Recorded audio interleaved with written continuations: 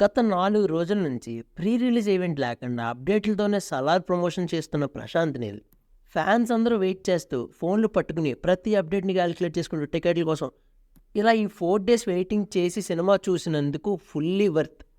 Cinema చూసి బయటకు వచ్చాక మాటల్లేవంతే. ఇలాంటి యాక్షన్ బ్లాక్స్ కదయ్యా మనం అడుగుతుంది ఇప్పటిదాకా. అయినా ఏం ఫైటింగ్ సీన్ సార్. ఇది వరకు హీరో మనుషుల్ని కొడుతుంటే చూసి ఎంజాయ్ చేస్తూ విజిల్ చేసేవాళ్ళం. కానీ ఇక్కడ జరుగుతున్న ఫైటింగ్ సీన్లు చూస్తుంటే అంతే, తల తిప్పుకోవాల్సిందే.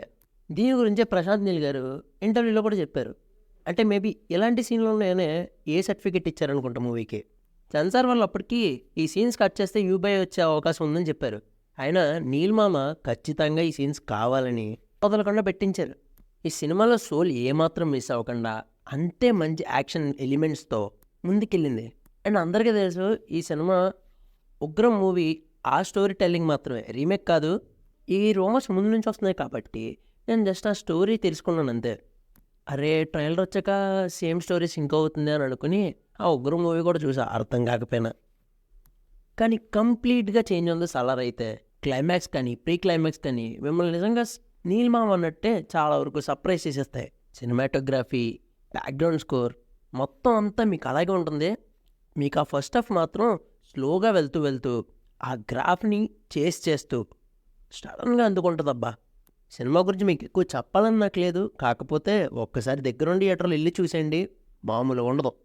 అంతేనా భయ. ఇంకా సినిమాలో నెగిటివ్ పాయింట్స్ ఏమీ లేవా అంటే నెగిటివ్ పాయింట్స్ అని చెప్పను, కానీ నాకు కొన్ని సీన్స్లో అంటే చాలా రేర్ 0.0001 చిన్న పర్సెంట్లో ల్యాగ్ అనిపించిన సీన్ అంటే కొన్ని చోట్ల ఎలివేషన్ ఐటమ్స్ ఉంటూ ఉంటాయి.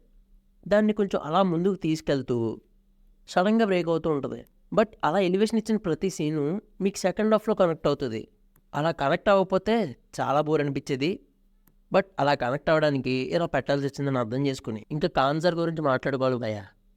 అసలు ఏమన్నా ఉంది, అంత పెద్ద వరల్డ్ గురించి చెప్పేది చాలా సింపుల్. ఇంకా సలార్ సెకండ్ పార్ట్ వచ్చేసి శౌర్యాంగ పర్వం.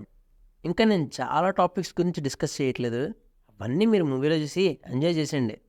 ఫైనల్గా నేనైతే చెప్పేవాడు ఏంటంటే, ప్రభాస్ అన్నని చాలా డేస్ తర్వాత ఇంత మాస్ ఎలివేషన్స్తో ఒక రియల్ డైనోసార్లో చూసిన సీన్ అండ్ ఫ్యాంటాస్టిక్ స్టోరీ చూశాను గైస్. ఇంక ఈ వీడియో నచ్చితే కనుక మా ఛానల్ సబ్స్క్రైబ్ చేసుకుని మీకు సలార్ మూవీలో ఏ ఫైట్ అయితే నచ్చిందో కింద కామెంట్ చేయండి.